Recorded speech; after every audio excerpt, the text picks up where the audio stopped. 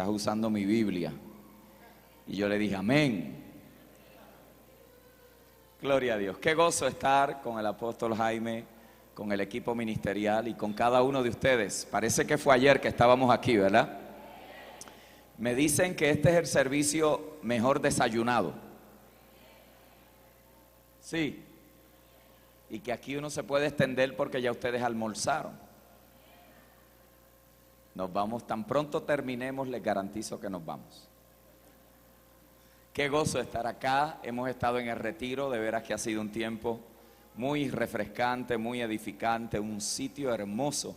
Le escribí a mi esposa esta mañana y le decía lo refrescante, lo visual, y de veras que fue un lindo tiempo con el equipo. Ya mañana terminamos y voy a Bogotá y luego regreso otra vez a Bucaramanga a un congreso que tenemos ahí en, ¿cómo se llama esa zona? La Cumbre, con el apóstol Félix Méndez. Y bueno, ahí estaremos con el apóstol Basilio Patiño 3 días, edificando esa casa y ministrándole a los hijos e hijas de Dios. ¿Están listos para la palabra del Señor? Les invito a buscar en Primera de Pedro, capítulo 1. Primera de Pedro, capítulo 1, versos 2 al 7. Por alguna razón, el sentir de mi espíritu hoy ha estado en afirmar lo que esta gloriosa salvación en Cristo representa. Y esta mañana predicamos un mensaje diferente, titulado En Cristo es mucho más. Diga conmigo, en Cristo es mucho más. Yo le recomendaría que usted busque esa predicación, haga una inversión en esa predicación, adquiérala. Creo que la grabaron. Adquiérala, escuche ese mensaje, porque le va a traer luz en muchas de las áreas que en ocasiones no necesariamente hemos conectado a lo que es la revelación entre Adán y Cristo.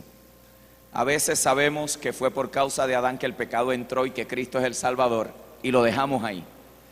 Pero no vemos a veces las implicaciones y cómo eso se traduce en nuestra vida espiritual de una manera espectacular. Ahora en esta reunión quiero hablar sobre el tema elegidos por Dios. Diga conmigo, elegidos por Dios.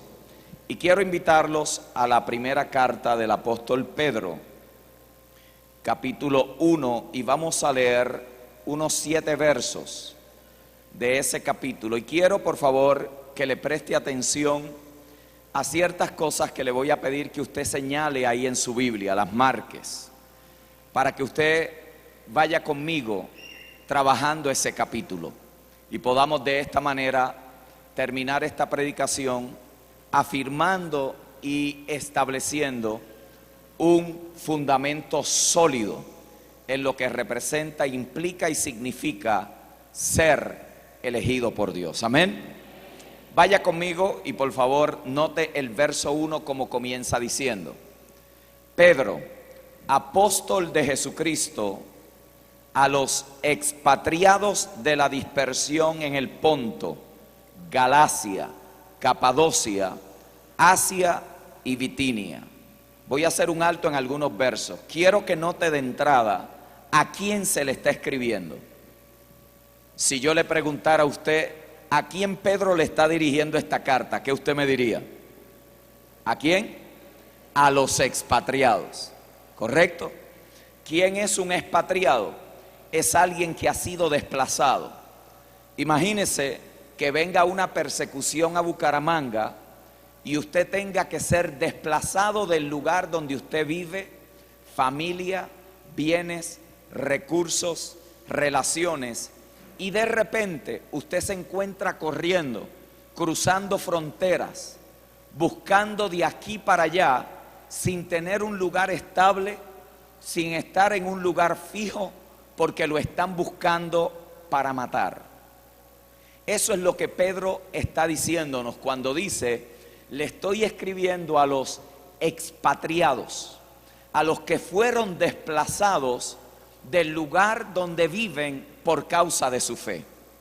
Es importante entender que el contexto histórico tiene que ver con una persecución que vino sobre la iglesia del Señor por causa de un emperador que quería ver a los creyentes muertos. Por lo tanto, se da la persecución de ellos y dice la historia que los echaban a hornos de fuego, a fosos llenos de bestias, los lanzaban a la muerte, y esta gente, por causa de la preservación de su vida, tuvo que salir corriendo para poder sobrevivir. A esta gente es que Pedro le está escribiendo. La pregunta sería, ¿qué se le dice a la gente que está huyendo por su vida? ¿Cómo uno le habla a gente que han sido desplazadas, que no tienen nada, que están corriendo para sobrevivir, que todo lo que tenían lo perdieron?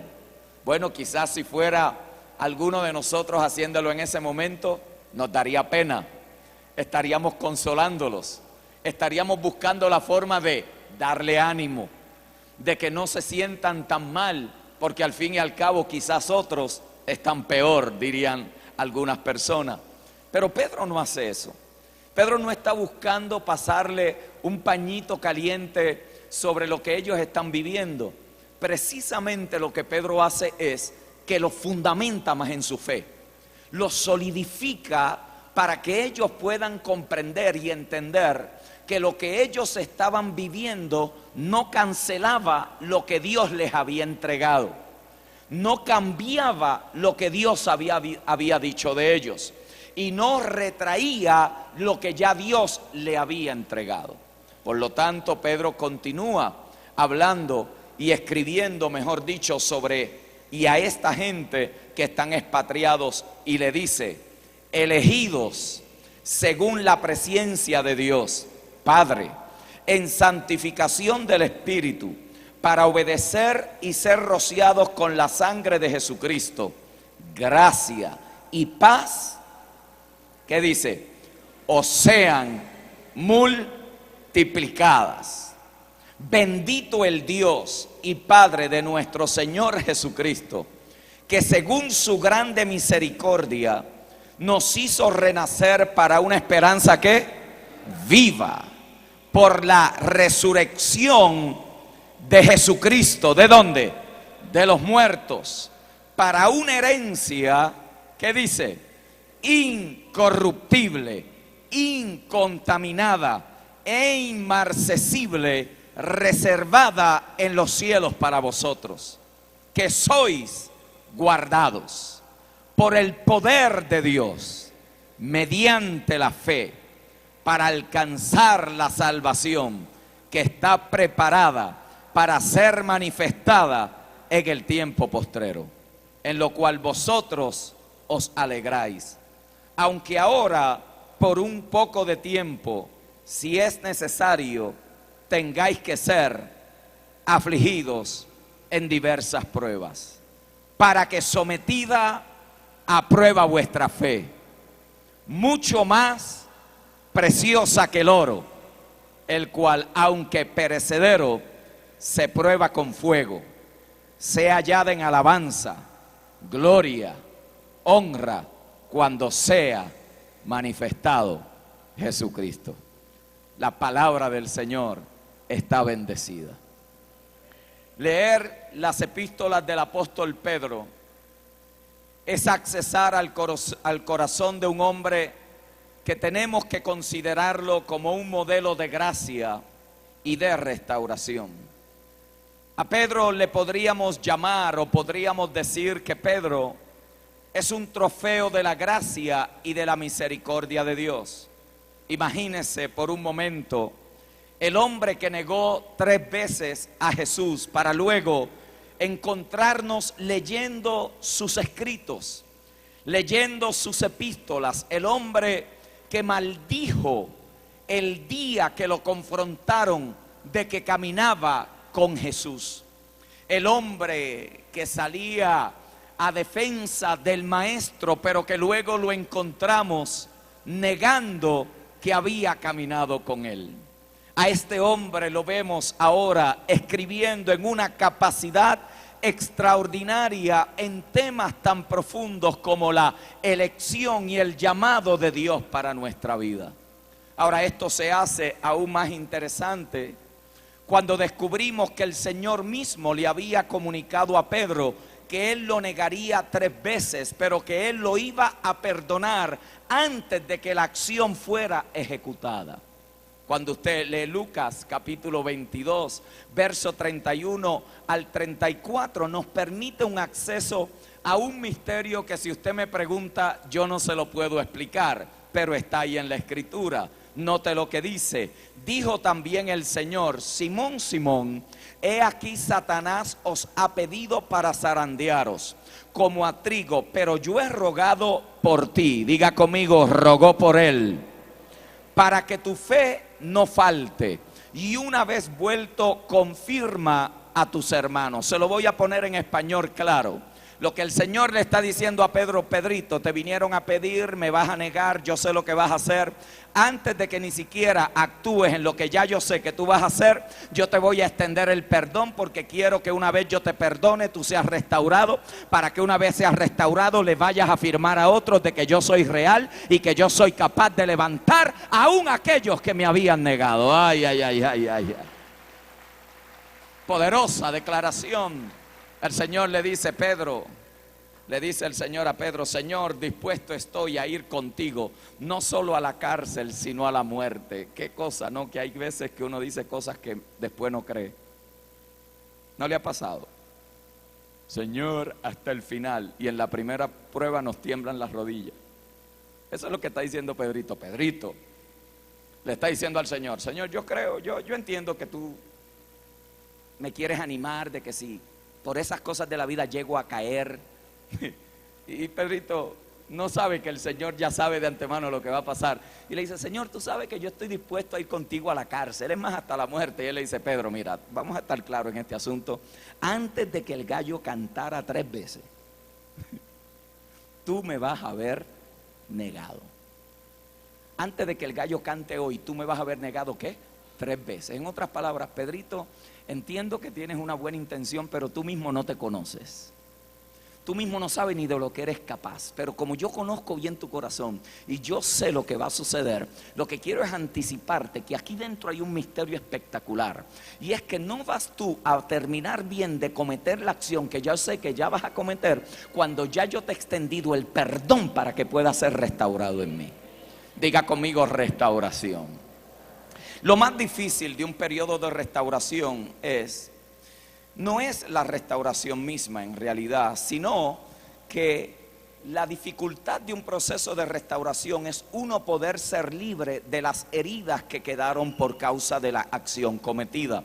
Por eso es que hay mucha gente que todavía sufre el dolor de algo que hizo o que pasó mucho tiempo atrás. Y si algo tenemos que aprender en un proceso de restauración es aprender a perdonarnos a nosotros mismos. ¿Por qué? Porque mucha gente se mantiene acusándose a ellos mismos de cosas que ellos en algún momento cometieron. Demasiada gente todavía vive con los efectos de cosas que sucedieron mucho tiempo atrás, porque no han aprendido a soltar el pasado. Pero Pedro hoy se va a convertir en un buen ejemplo de alguien que aprendió a soltar su pasado. Esto es evidente en su primera epístola, porque él hace una profunda presentación de la salvación que se encuentra en Cristo el Señor. En teología eso se conoce como soteriología. Lo que está sucediendo en la carta de Pedro es que Pedro está escribiendo y presenta desde una manera espectacular la doctrina de la salvación. Lo hace de una manera magistral, porque en su presentación él incluye teología, cristología y la doctrina del Espíritu Santo, y nos muestra cómo es que Dios ejecuta la salvación para los que él llama. Note por favor que Pedro no comienza con el pecador haciendo una decisión, sino que comienza en donde la salvación siempre ha comenzado y es en Dios mismo. Por eso es que Pedro comienza a describir sistemáticamente la increíble responsabilidad que Dios se ha impuesto a sí mismo para salvar al pecador. Pedro comienza como Pablo comienza cuando habla del tema de la salvación. Para Pedro, él sabe que comienza en Dios, pero Pablo lo lleva a un nivel mucho más profundo. Para Pablo, la salvación comienza en una decisión soberana que Dios hizo en el eterno pasado. Permítame ponerlo de esta manera: Efesios capítulo 1, verso 4 al 10. La Biblia dice, y cito: según nos escogió en él antes de la fundación del mundo, para que fuésemos santos y sin mancha delante de él, en amor, habiéndonos predestinado para ser adoptados hijos suyos por medio de Jesucristo, según el puro afecto de su voluntad, para la alabanza de su gracia, en la cual nos hizo aceptos en el amado, en quien tenemos redención por su sangre, el perdón de pecados, según las riquezas de su gracia, que hizo sobreabundar para con nosotros en toda sabiduría e inteligencia, dándonos a conocer el misterio de su voluntad según su beneplácito, el cual se había propuesto en sí mismo de reunir todas las cosas en Cristo, en la dispensación del cumplimiento de los tiempos, así las que están en los cielos como las que están en la tierra. Yo no sé a usted, pero esto le saca una alabanza hasta un maniquí. Le acabo de describir lo que Dios ha hecho para salvarnos. Si alguien debe de entender eso bien, qué es lo que es la elección, es Pedro. Si alguien va a hablar de algo, es mejor que lo haya experimentado. Porque Pedro nos va hoy a hablar acerca de lo que es ser elegidos, y no nos debe de extrañar, porque él mismo había sido parte de un grupo élite de hombres que habían conocido y que habían caminado con Jesús en Galilea. Y esto es interesante porque ellos mismos no pidieron ser apóstoles, ellos no enviaron un resumen, ellos no dijeron: yo conozco a fulano de tal, acéptame en tu grupo de discipulado. Ellos no le enviaron un email ni un Twitter al Señor diciéndole: estoy disponible de 10 a 4. No, el Señor un día, después de toda una noche de oración, le place llamar a esta gente que, de acuerdo al resumen que tenía, ninguno calificaba. Pero qué bueno es saber que Dios no te llama porque tú calificas, sino que te llama por soberana gracia. Alguien aquí debería de estar más feliz que eso. Alguien aquí debería de saber que Dios tuvo a bien el llamarte para su gloria y para su honra. Pedro entendía también que Israel había sido escogida por Dios para ser una nación peculiar, y de esa nación Dios separó una tribu, que es la tribu de Judá, de donde enviaría al Salvador del mundo. Por eso, cuando usted estudia la historia de Israel, aún la del mundo, tiene que llegar a la conclusión que Dios escoge a quien quiere, cuando quiere, para lo que quiere, y no tiene que pedirle explicaciones absolutamente a nadie. Por lo tanto, Pedro entendía. No solamente había sido parte de un grupo élite, no solamente había sido parte de una nación escogida, sino que ahora se encuentra escribiendo de que su estación de vida había sido el resultado de una decisión que Dios había tomado. Por lo tanto, Pedro entendía lo que es ser escogido. Él sabía que si alguien entraba a la salvación, era porque Dios había decidido salvar a esa persona. Y esto es crítico entenderlo, porque lo que esto implica es que si estamos disfrutando algún beneficio de la salvación y estás en una zona de bendición, eso no sucedió por casualidad, eso no sucedió por suerte, eso no sucedió porque tú eres mejor que el otro. Eso sucedió porque la gracia de Dios te alcanzó en algún momento y hace posible que Él se manifieste en tu vida a través de su glorioso poder. Por lo tanto, es importante que entendamos que lo que Dios va a hacer no depende de nosotros, depende de lo que Él ha dicho, depende de lo que Él se ha propuesto. En ocasiones el Señor te tiene que haber pasado por algunas cosas que usted no había querido pasar, que usted no hubiera puesto en su agenda o no hubiera planificado. Pero Dios hace muchas veces cosas como esas para traernos a un punto donde podamos entender que Él había decidido salvarte. Mira al que está a tu lado y dile: Dios te estaba persiguiendo.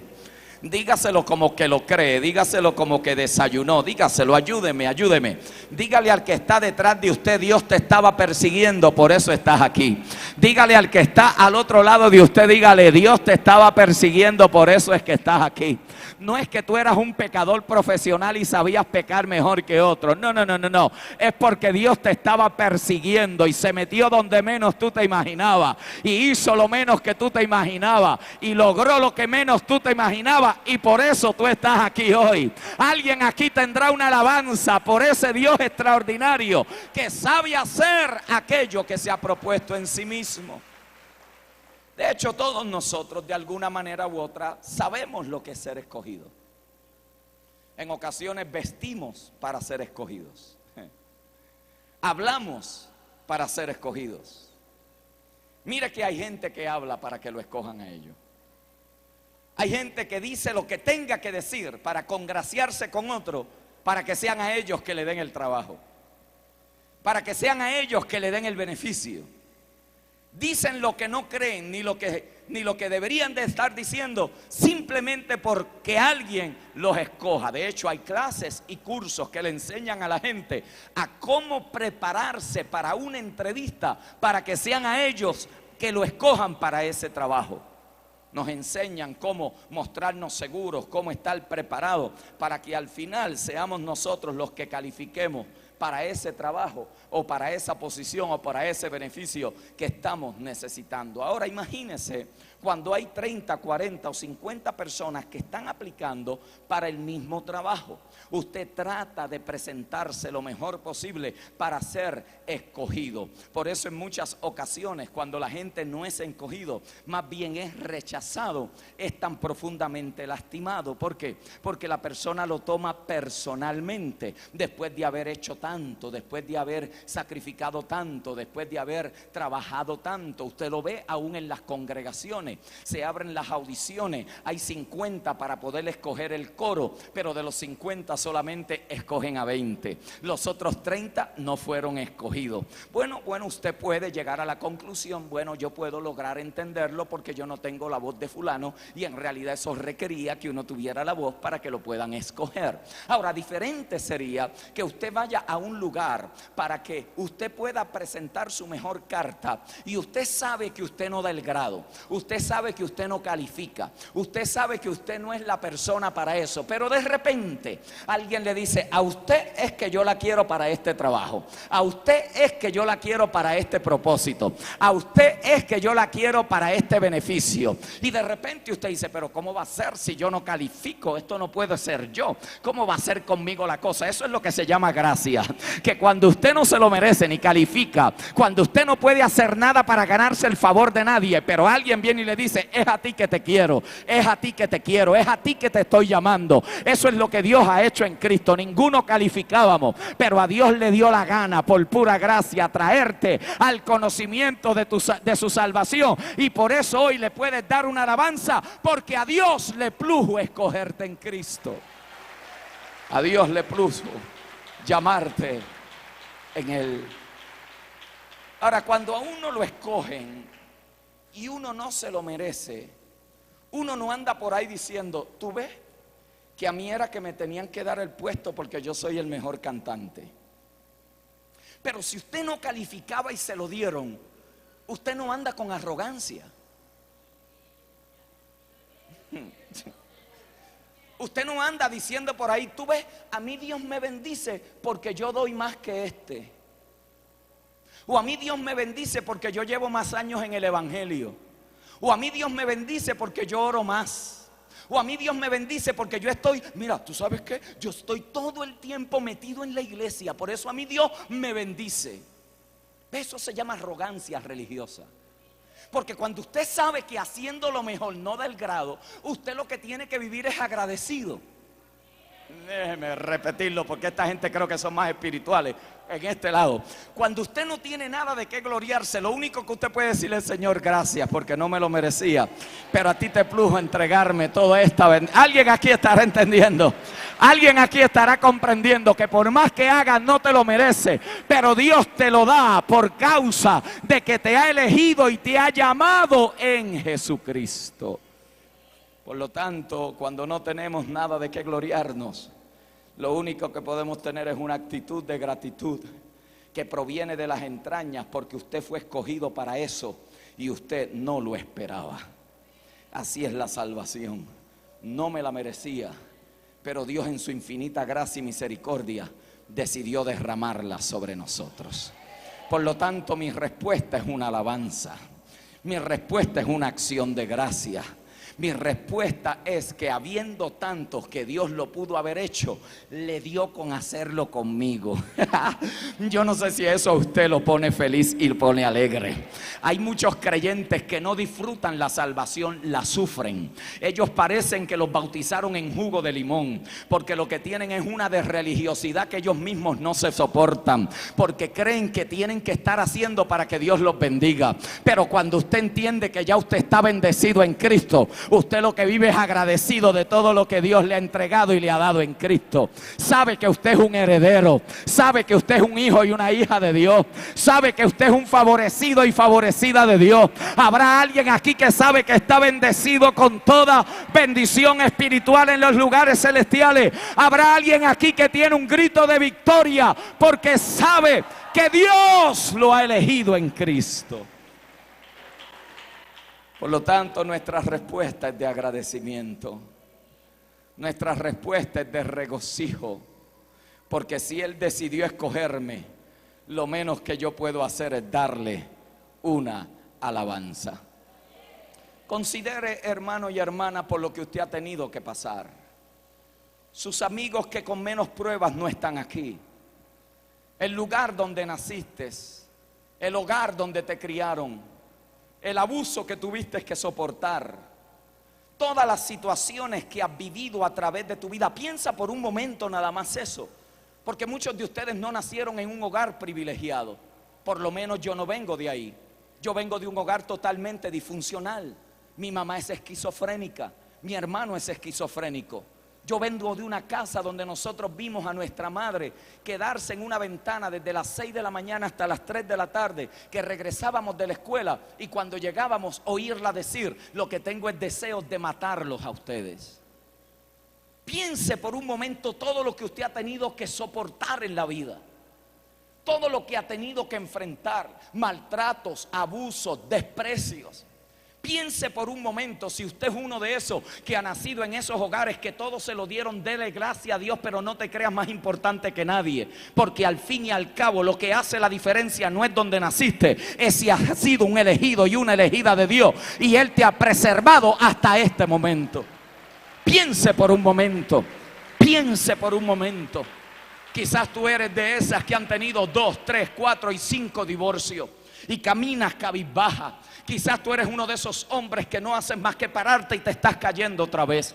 Piensa por un momento todo lo que has tenido que sufrir, las luchas de tu casa, el abandono de tu padre. Piensa por un momento la cantidad de noches que te acostaste llorando y te levantaste llorando. Pero ¿sabes qué? Todavía estás de pie, todavía estás aquí. Y a mí me parece que si eso es así, es porque Dios ha puesto su marca sobre tu vida. Yo no sé a quién yo le he venido a hablar en esta tarde, pero tú no estás aquí porque eres un profesional y que te la sabes toda y que todo lo haces bien. No, tú estás aquí por pura gracia de Dios. Él te ha preservado, Él te ha elegido y te ha escogido porque tiene un propósito extraordinario para ti.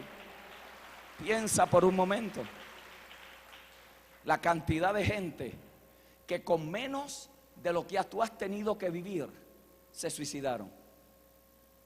Piensa. Que se nos olvida. Cuando llevamos demasiado de tiempo metidos en las iglesias, se nos olvida. Porque lo que caemos es en la actividad religiosa y se nos olvida que esto no tiene que ver con religiosidad, tiene que ver con un propósito eterno de Dios. Piense por un momento. Las noches que te levantaste, que te acostaste, que no querías que amaneciera. Piense. Y todavía estás aquí. Y todavía estás aquí. Si otros con menos son alcohólicos, drogadictos, se echaron a perder, tu propia familia te dice: yo no me explico cómo tú puedes soportar todo esto. Y la verdad es que tú no le tendrás explicación, porque tú sabes que eso viene de algo que es más poderoso que tú. Eso viene de algo que va mucho más allá de tu fuerza. Eso viene de algo que se extiende más allá de tu capacidad. Se llama la gracia extraordinaria del Dios vivo, que se ha metido dentro del escenario de tu vida y te ha hecho una persona que tú misma ni te entiendes ni te reconoces. Por lo tanto, cuando empezamos a darnos cuenta de lo que Pedro nos está diciendo, él le está hablando a un grupo de gente marginado, que están desplazados, que están corriendo por su vida, y en vez de venirle a decir: pobrecitos, el diablo te está haciendo la vida difícil, vamos a meternos 4 días de ayuno para reprender a este diablo, ¿sabe lo que Pedro viene y le dice? Elegido. ¿Qué diferencia, no?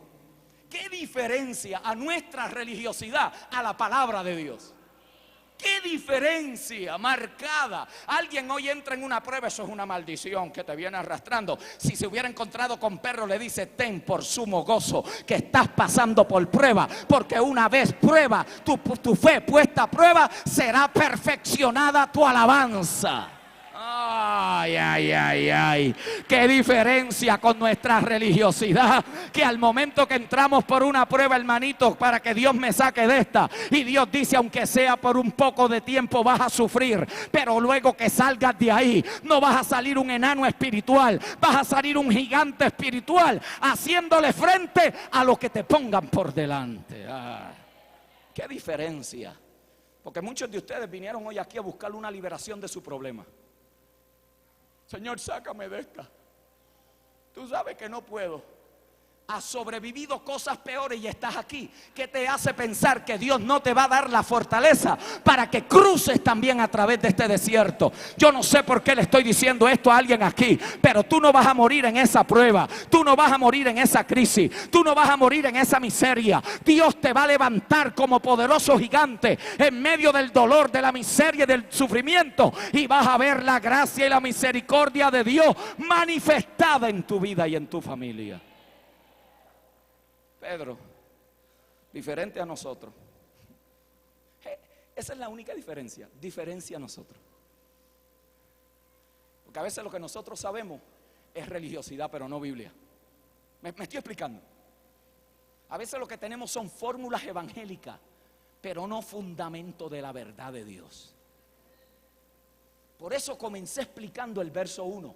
A los expatriados.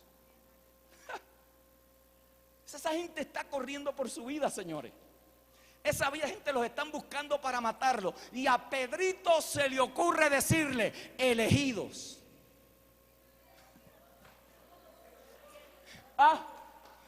Usted no se ha dado con alguien que cuando usted está en una prueba, sí, porque usted sabe cómo es la gente también. La gente, como no son ellos los que están en la prueba, te imponen todo tipo de religiosidad. Como no son ellos, ¿usted los ha oído? Van a alguien que tiene cáncer y le dice: estás así porque no tiene fe.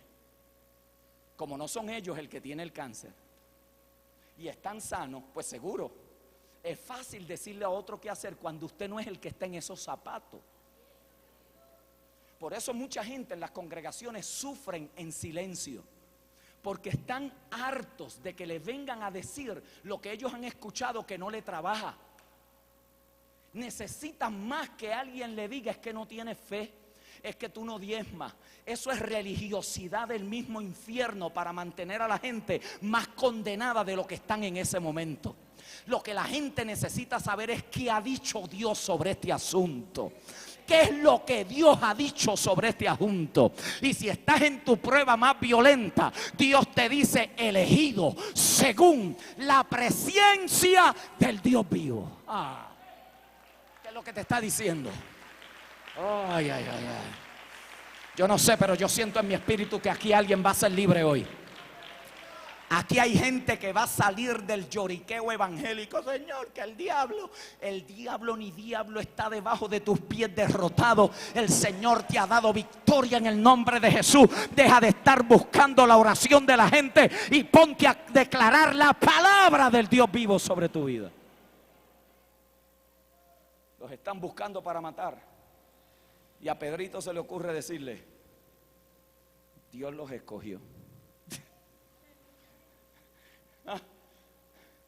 Yo no sé, pero a uno le darían las ganas de darle con la mano al revés, ¿no? Cállese que usted no sabe lo que está hablando. Yo lo que necesito es alivio. Y Pedro le dice: tú lo que necesitas no es alivio. Tú lo que necesitas es saber que Dios ha hecho por ti. Porque lo que Dios ha hecho por ti no cambia con la prueba que tú estás pasando.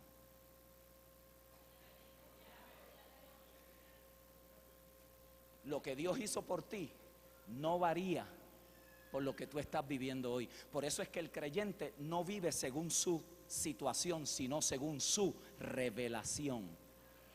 Por eso hay gente que hace doctrina de su crisis. Y la mayoría de los cánticos eso es lo que es. No son solamente gente que estaba deprimido que escribe una canción de depresión. Entonces vienen toda la gente a cantar canciones de deprimido. Cansado del camino, sediento de ti. Pues seguro, ¿quién usted cree que escribió eso? Alguien que está sediento del camino,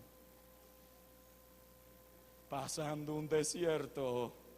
Y usted viene y empieza a repetir eso. Ay, es verdad, yo estoy cansado también.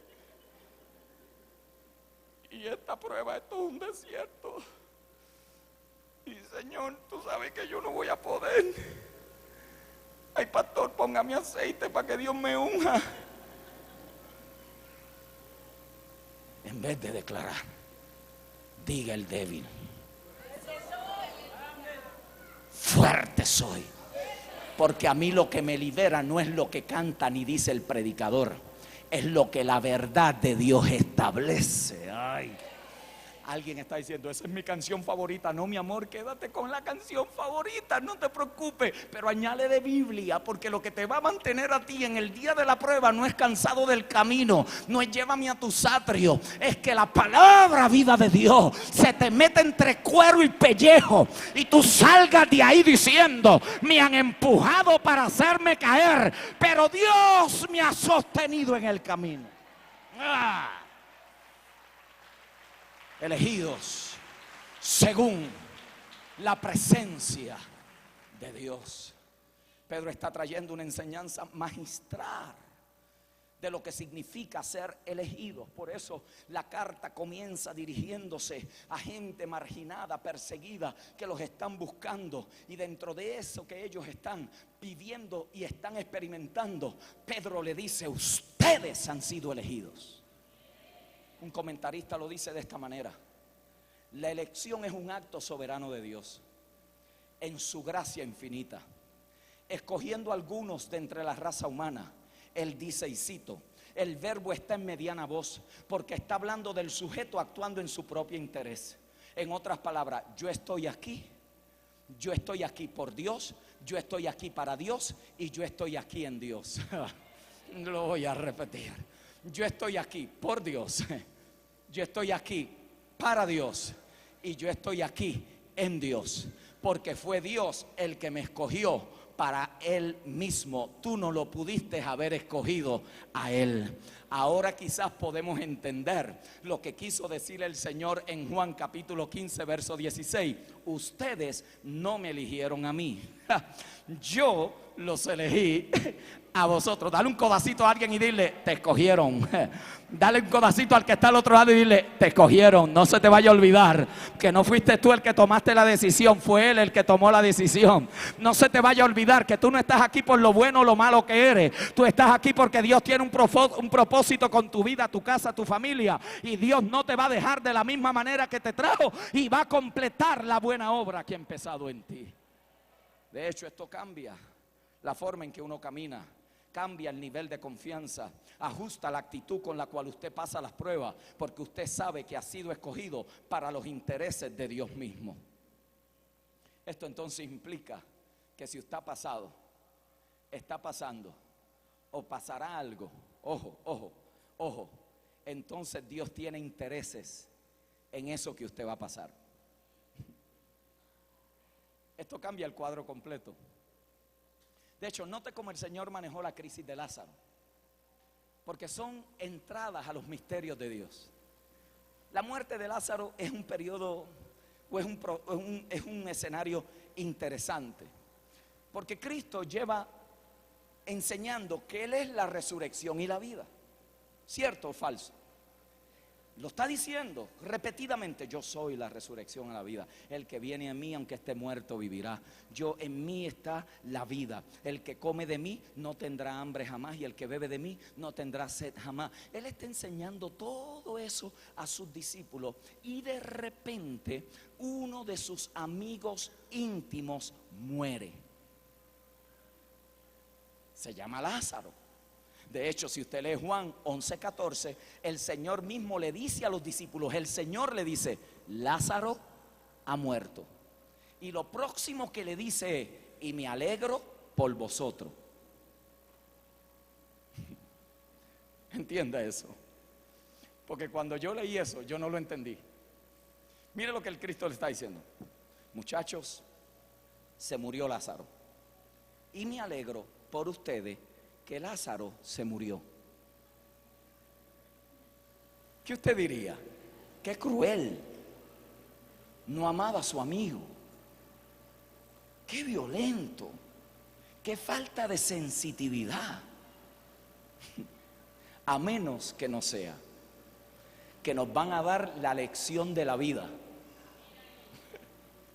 y que nos van a permitir accesar a un detalle de la gracia de Dios que no hay otra forma de comprenderla.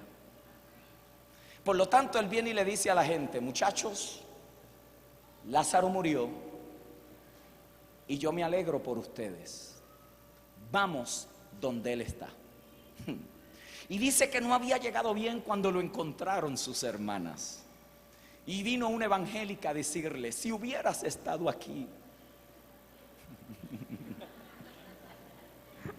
mi hermano no hubiera muerto. Usted sabe cómo somos nosotros. A veces oramos, pero oramos sobre una plataforma de temor. Es como la gente que dice: ah, y Dios hizo eso. Y llevaba orando por esa persona como 10 años. Es como la gente que oró por Pedro y le tocó la puerta: no es Pedro, es un fantasma. Pues ella pensaba que como el Señor no estaba allí, pues esa fue la razón por la cual Lázaro, ¿qué?, se murió. En otras palabras, si tú estás aquí, mi hermano no muere. Y él le dice: no has entendido que tu hermano, aunque esté muerto, vivirá. Ay, sí, yo sé que él va a vivir en el día de la resurrección. Lo que ella no sabía era que si alguien dice que es la resurrección, para que haya resurrección, algo y alguien se tiene que morir. Porque una cosa es la enseñanza teórica y otra cosa es la enseñanza vivencial. Otra cosa es que yo te dé información de la Biblia y otra cosa es que yo te imparta la Biblia. Son dos cosas totalmente diferentes. Y él le está diciendo: este muchacho no está muerto. Es más, lo tiene que llamar por nombre, porque si dice resucita, se le vacían las tumbas a todo aquel cementerio. Porque allí no estaba hablando cualquier persona, allí estaba hablando la vida y la resurrección. Por lo tanto, Y usted dice, ¿y cómo eso aplica conmigo? Que si tú crees que Dios provee, prepárate para tiempos de necesidad. Que si tú crees que Dios liberta, prepárate para tiempos de opresión. Que si tú crees que Dios es tu juez, prepárate para falsas acusaciones. Ay, ay, ay, ay, ay. ¿Por qué? Porque una cosa es leer lo que la Biblia dice y otra cosa es conocer al Dios de la Biblia. Por lo tanto, cuando tú estés pasando una prueba, no es que el diablo te quiere destruir, es que Cristo se quiere revelar. Se quiere mostrar poderoso. Y quizás usted dice, sí, pastor, pero si usted supiera que la crisis que yo estoy viviendo es una mala decisión que yo hice, por esa también vas a pagar las consecuencias. Pero eso no quiere decir que Dios no va a alejar su gracia y que no te va a libertar después que hayas pasado un poco de tiempo y seas afirmado, fortalecido y establecido en la gracia de nuestro Señor Jesucristo. Por lo tanto, Pedro nos está enseñando que Cristo es el autor de la salvación y que el Padre en su eterno propósito nos ha elegido para Él. Note cómo dice el texto, por favor, y ya voy a empezar a cerrar. Esto es un mensaje de 2 horas, pero lo voy a resumir. Note bien cómo dice, elegidos por Dios según, diga según su presciencia. La palabra presciencia es del griego prognosis, pensar de antemano. Esta palabra se deriva de una palabra griega que es progisnoto, que significa conocer de antemano, ver de antemano. En la versión en inglés es preordenar. En otras palabras, Dios vio de antemano y preordenó. En otras palabras, Dios preordenó tu elección. Él decidió en sí mismo separarte de la multitud y traerte a su salvación, y no necesitó que tú le firmaras el contrato. No solo Dios decidió elegirte, sino que estaba comprometido de sacarte de donde estuvieras metido para traerte a Él mismo. Esta es una dinámica de decisión. Por eso otros están locos y tú no estás loco. Por eso otros están muertos y tú estás vivo. Por eso otros no sobrevivieron y tú sobreviviste. Yo no sé si alguien aquí se acuerda cuando estaba perdido en caminos, que usted se crió en la iglesia, usted no me va a entender, pero yo no vengo del evangelio, yo vengo de la mugre, de abajo, de atrás. Y hubo veces que hubo más de una ocasión donde no se supone que yo estuviera aquí, pero de alguna de esas cosas que yo hoy puedo entender, como que la mano de Dios estaba aún allí dentro cuando menos uno se lo merecía. Alguien aquí me estará entendiendo. Habrá alguien aquí que pensó que Dios no se podía meter cuando estaba en la sobredosis de drogas, en el punto de droga, en la barra. Allí se metió Dios a preservarte, porque venía un día donde Él te iba a llamar a la salvación para que llegaras a conocer su propósito y traerte a los pies de su amado Hijo Jesucristo. Esa gente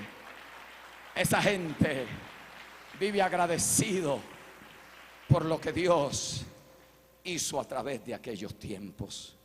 Esta gente sabe que han sido elegidos. Por eso cuando entres aquí y veas a alguien que está luchando para mantenerse, no permitas que el orgullo te sobrecoja, porque ahí puedes estar al lado de un elegido y una elegida de Dios.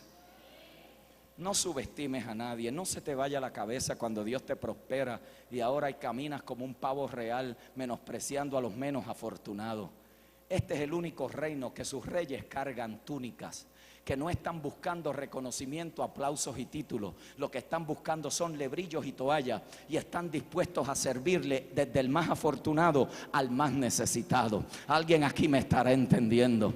Por lo tanto, no permitas, si Dios le ha bendecido con recursos, con bienes, no te vayas a creer que tú eres la última Coca-Cola del desierto, papá, porque de la misma forma que vino, también de esa misma manera se te puede escapar. Sea agradecido, extiende tu mano al necesitado, ayuda al que no. Sé sabio, tampoco estés tirándole perlas a los cerdos, pero sé entendido en lo que tienes que hacer y en lo que tienes que sembrar, para que puedas cosechar el fruto de un corazón agradecido, servidor y liberal cuando llega la hora del dar. Alguien aquí me estará entendiendo. Tú eres un elegido de Dios y una elegida de Dios, y tienes que vivir agradecido y agradecida de lo que Dios ha hecho en tu vida.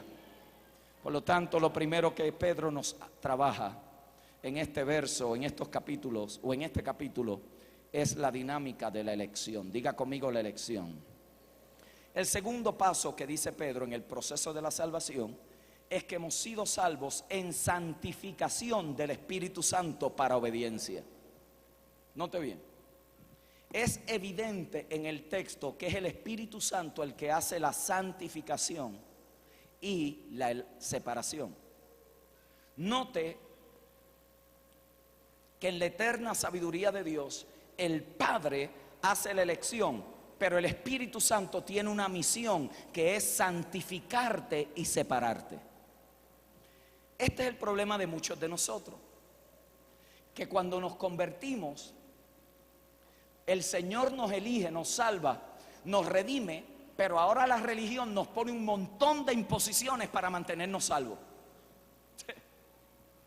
Entonces, ¿cómo decir? Cristo fue poderoso para darte vida cuando estabas muerto, pero no es poderoso para terminar la buena obra que en ti comenzó.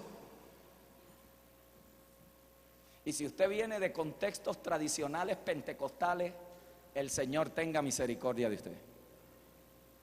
Porque lo que eso significa es que es muy probable que lo primero que tú escuchaste no es la verdad que te libera, sino lo que tenías que hacer para mantenerte salvo.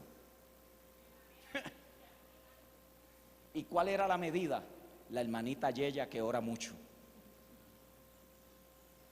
¿Me explico? Esa era la medida. ¿Y cuál era la medida?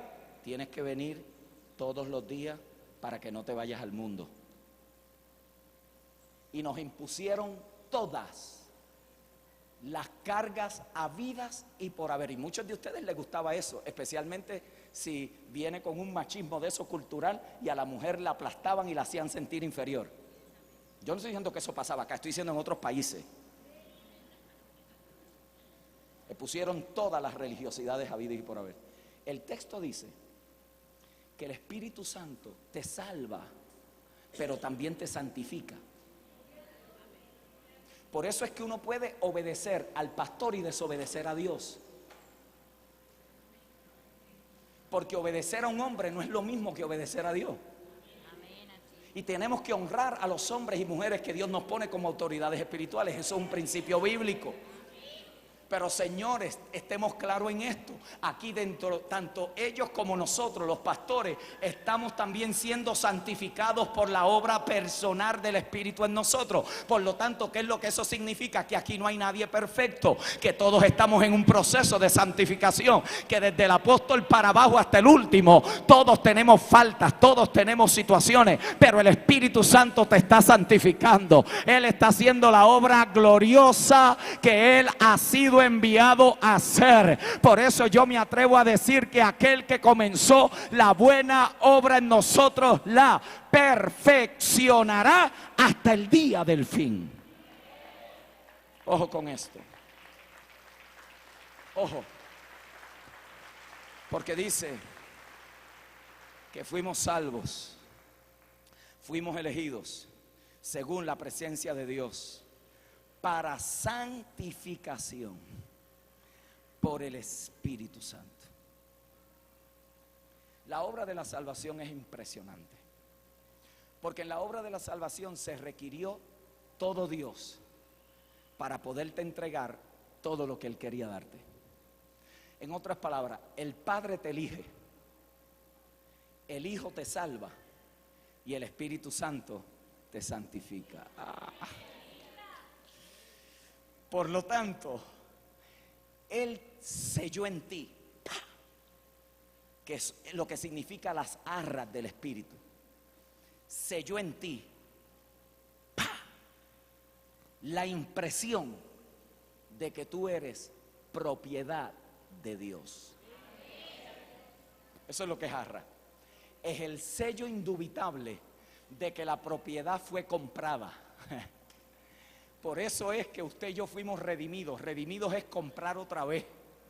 Usted fue comprado, pero no con precio humano, sino con el precio de la sangre preciosa de nuestro Señor Jesucristo, que es más preciosa que el oro. Por lo tanto, tú tienes valor, tú tienes estima, Tú tienes elección de parte de Dios. Tú tienes gozo de parte de Dios. Pastores, que usted sabe lo que yo estoy pasando. Te acabo de decir que esto se le está diciendo a una gente expatriada. Nada de lo que tú estás viviendo es más poderoso de lo que Dios ha entregado en Cristo a tu persona y a tu vida. Habrá alguien aquí que tiene una alabanza para Dios y entiende que lo que Dios te ha entregado es más poderoso que lo que estás viviendo en el día de hoy. Por eso usted tiene que saber que su identidad no está en cómo usted viste, ni en lo que maneja, ni en qué restaurantes come. Porque usted puede vivir súper humilde. Oiga, pero cuando uno habla con usted, da ganas de hablar con alguien que sabe dónde está parado en Dios. Puede que haya llegado aquí en un taxi, en una moto, pero ahí llegó un elegido y una elegida de Dios. Y usted no tiene que caminar por ahí como gallina que no tiene cabeza. Usted puede caminar con su frente en alto porque Dios tiene su marca sobre ti. Usted puede llegar aquí con la certeza de que usted es un hijo, una hija de Dios. Pastor, usted no sabe por lo que yo estoy pasando. Te estoy diciendo que el Espíritu Santo te está santificando. Pastor, es que usted no sabe lo que yo he perdido. Te estoy diciendo que usted no sabe lo que Dios le ha entregado en Cristo. Pastor, es que usted no sabe las debilidades que hay en mí. Te estoy diciendo que aunque sea por un poco de tiempo vas a sufrir, pero luego que tu fe sea puesta a prueba, tu alabanza será perfeccionada. Y el debilucho, aquel que no podía resistir la tentación, ahora es un hombre y una mujer de Dios que ha sido perfeccionado para toda buena obra. ¡Qué glorioso! ¡Qué glorioso! Que la obra santificadora del Espíritu Santo no te va a dejar igual que como te encontró. Lo que a ti te transforma no son las actividades religiosas. Lo que a ti te transforma es la obra del Espíritu Santo. Por eso uno puede estar en todas las actividades de la iglesia y ser un chismoso, porque eso no transforma a nadie. La mayoría de las actividades que a veces los creyentes se meten es como un club social para no estar solo en la casa. Vine bravo, ¿verdad? Y es que tengo hambre, me dio hambre ya al mediodía. ¿Tú también tienes hambre? No.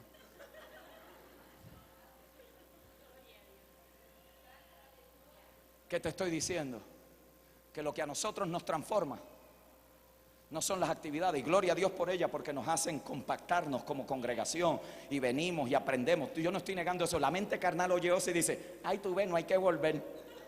No es que la gente es el diablo a veces, hermano. Están buscando siempre una excusa para hacerlo más fácil.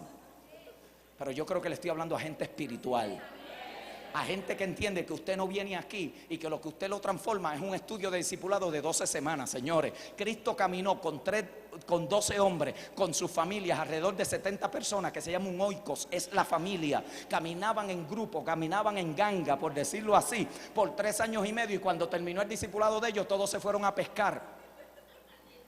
O sea, no vaya a pensar: uy, ¿y por qué tu discipulado tú vas? Yo voy por el 3 y tú por el 8. Ah, pues tú eres más espiritual porque tú vas por el 8 y ella va por el 3. Mire qué diablura. Pues la gente cree que es más espiritual porque ya tiene más curso. Pero son unos inconstantes, irresponsables, chismosos. Yo no estoy hablando que esa gente está aquí. Estoy hablando de otros lugares, de otros países, de otras... Usted me está entendiendo. Yo no estoy hablando de acá, yo estoy hablando de otra gente. Lo que a ti te santifica, lo que a ti va a sanar tu matrimonio, lo que a ti te va a libertar de ese vicio, lo que a ti te va a romper la atadura de ese pecado, es la obra santificadora del Espíritu Santo de Dios. Óyeme bien lo que te estoy diciendo. Yo he venido a declararle liberación a alguien aquí en este día. No vas a vivir más atormentado por ese pecado. Dios te va a libertar porque eres su escogido y su escogida. Por lo tanto, la salvación, y con esto termino, lo voy a dejar aquí. La salvación requirió la elección del Padre, la santificación del Espíritu y la sangre del Hijo. Por eso Pedro dice: rociados. Y nos está regresando al Antiguo Testamento, donde allí, para expiar un pecado, se rociaba la sangre de un cordero. con la diferencia que aquella sangre no santificaba a nadie, ni podía cambiar la conciencia de obras muertas, y mucho menos darle poder a la gente contra el pecado. Aquella sangre, usted mataba el animal, la rodeaba y a la que se daba la vuelta necesitaba otro sacrificio. Pero esta sangre no es la sangre de un animal, es la sangre del cordero inmolado desde antes de la fundación del mundo. Es una sangre que cuando te rociaron con ella quedaste limpiecito. Sí, Él no te salvó 3/4, Él no te salvó por la mitad para que el resto lo hagas tú, o te salvó 25% para que tú le pongas fuerza al 75%. No, señores, Él te salvó 100%. Te limpió hasta lo que no te imaginabas que tenía sucio. Te liberó de lo menos que tú te podías imaginar. Eres rociado con la sangre del Hijo del Dios viviente. Pedrito le dice a esta gente: muchachos, los están buscando para matar. Los han desplazado de sus casas, bienes, recursos, elegidos. El Padre los eligió, el Espíritu los está santificando. La sangre del Hijo te ha rociado. Y si en caso de que lleguen a morir, tenemos una herencia incorruptible. No hay forma de perder, brother. Dile que está a tu lado: en esto no hay forma de perder. No hay. O sea, la tienes segura aquí y la tienes segura acá. Por si acaso, ¿no? Si el ángel se queda dormido y el carro te pasa por encima y te muere, tienes una herencia incorruptible, inmarcesible, eterna, reservada. Con razón Pablo decía: para mí el vivir es Cristo y el morir es ganancia. Porque si no te sanas del cáncer, estarás en la presencia de Dios. Si no te libran de esa prueba de enfermedad, estarás segurito en la eternidad. Alguien aquí me estará entendiendo. Ay, yo no me quiero ir porque allá arriba no hacen falta más flores en el jardín de Dios, porque Dios no es jardinero. La gente hace falta aquí abajo. Pero si nos van a dejar aquí abajo y esto se termina, yo puedo decir que tengo una herencia incorruptible, una herencia que no es perecedera. Muchachos, los están buscando para matar. Un momentito. Es necesario que su fe sea puesta a prueba, para que después que haya pasado todo, sea hallada en alabanza. No es lo mismo, ni se escribe igual, adorar cuando el banco está lleno, cuando el esposo está quieto, cuando la esposa está en su mejor momento y no amanece de mal humor, cuando los hijos están al ladito mío como soldaditos. No es lo mismo. Cuando estoy en mi mejor condición de salud y todo está marchándome, óigame, no es lo mismo a cuando usted lo han pasado por el trapiche, cuando le han pasado por encima y después que está destruido se le paran encima y lo aplastan un poquito más. No es lo mismo cuando usted no tiene ni con qué pagar la renta y cómo ayudar a sus hijos para el colegio. Yo no sé a quién le estaré hablando. No es lo mismo cuando alguien que no tiene razón para adorar sabe adorar a Dios aunque no tenga ninguna. No es lo mismo, ni es lo mismo. No me venga con la religiosidad que yo estoy adorando a Dios en paz porque yo le di tanto y Él me bendijo con tanto. Déjese ese cuento evangélico. Usted entonces no ha pasado por nada, porque la mayoría de la gente del mundo no tiene agua ni de dónde beber. Pero si usted va a cualquier lugar donde a Dios se le ha conocido por quien Él es, no por lo que Él da, usted va a encontrar gente que tiene una alabanza perfeccionada aún en medio de las pruebas más violentas. Es esa madre que pierde a su hijo y llega aquí destruida y sin motivo ninguno. No sé por qué lo hiciste, no sé por qué lo permitiste, no sé ni por qué te estoy adorando, pero quiero decirte que te amo. te bendigo, porque antes de tener hijos, ya tú habías decidido elegirme. Es el Padre que, entendiendo lo que es adorar en dolor, es esa familia que sabe que aunque haya sufrido un poco de tiempo, su fe ha sido perfeccionada. No son esos creyentes que a la primera prueba los encontramos en la barra calmando el dolor. No son esos. No vuelvo más porque nadie me saludó. Esos no son, esos van a otras iglesias. Son creyentes que han pasado y después que haya acabado todo, están firmes en el Señor. No están buscando que la gente le tome pena y conmiseración. Nosotros los boricuas decimos el bendito. Ay, bendito, pobrecita. No, usted no quiere conmiseración de nadie. Necesita ayuda en ocasiones. Seguro que la gente debe de estar presta para servirle, pero después que haya acabado todo, séquese las lágrimas. Afírmese en Cristo y siga marchando como un soldado que no tiene retroceso, porque nosotros no somos de los que volvemos atrás, sino de los que procedemos hacia adelante. Por lo tanto, aunque estés pasando por lo que hayas estado atravesando, te han elegido, te han santificado, te han rodeado con su sangre. Y aunque hayas sufrido o estés sufriendo, ojo, y por lo que sufrirás, tu alabanza sea hallada en gloria. Yo te bendigo en este día y declaro que la palabra de Dios afirma y edifica el propósito de Cristo en ti. Tú no eres un creyente del montón. Tendrás 1000 faltas como yo las tengo, y yo sé de lo que estoy hablando, pero eso no cambia lo que Dios piensa acerca de ti.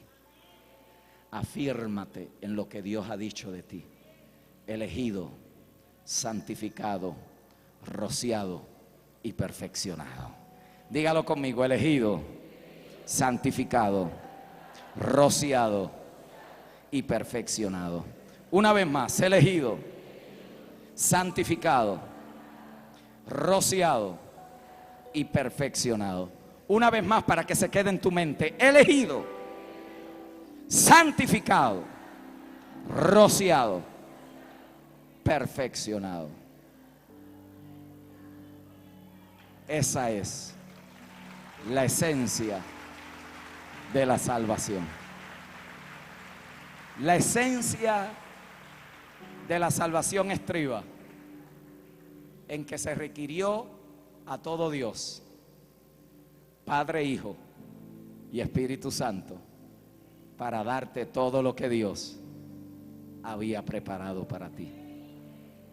Por lo tanto, ¿qué te hace pensar? Que si Dios hizo esa inversión para salvarte, ¿qué no hará para librarte de tus dificultades? Si Él fue capaz de hacer una inversión cuando tú y yo estábamos muertos en delitos y en pecado, ¿qué no hará Dios por aquellos que confían en Él? Por lo tanto, yo declaro hoy que tú te vas a deleitar en Dios, que tú vas a disfrutar la salvación, que tú vas a celebrar lo que Cristo representa y significa para ti. Lamentablemente hay muchos evangélicos que sufren la salvación.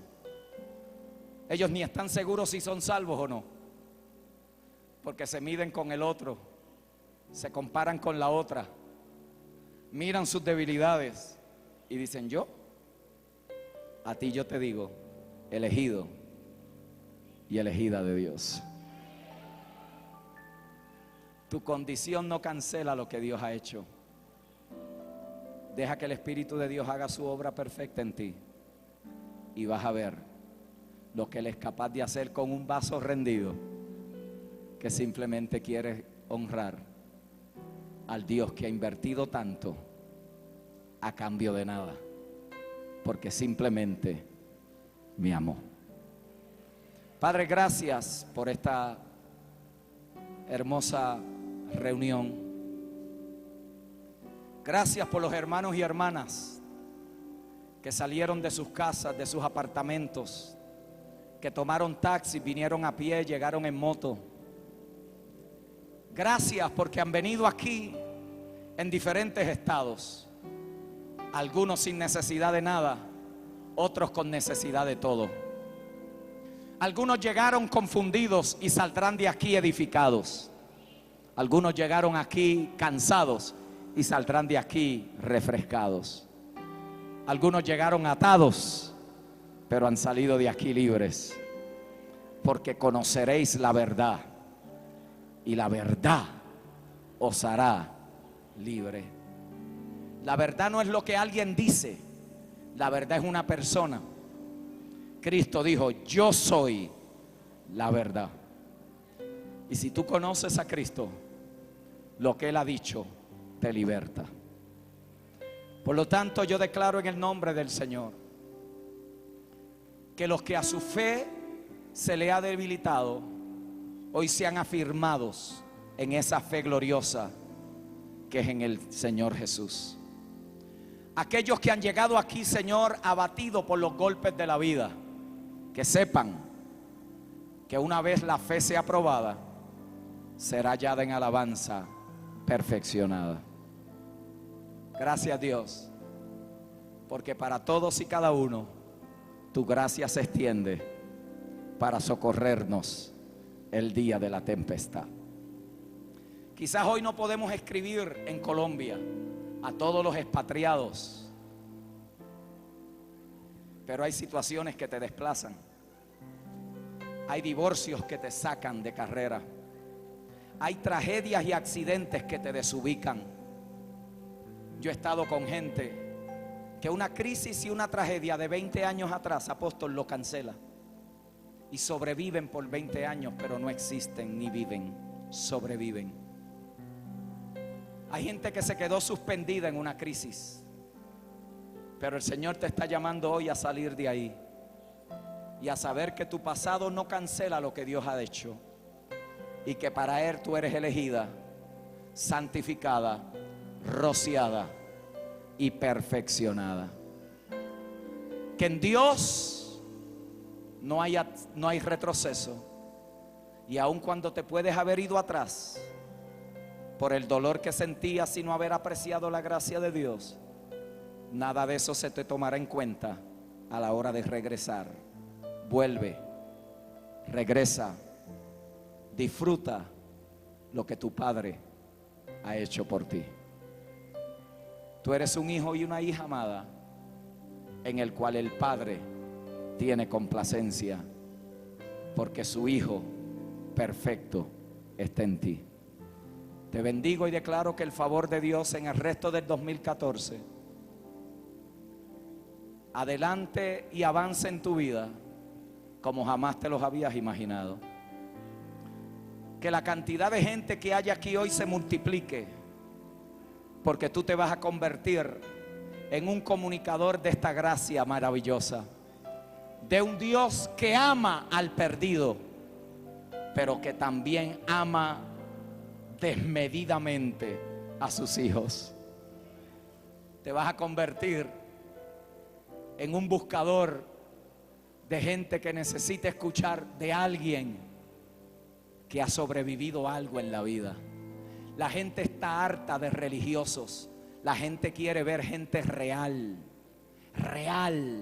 que le diga: yo no soy mejor que tú, esto es por pura gracia, te invito a que la disfrutes conmigo y dejemos que Dios haga lo que solo Él es capaz de hacer.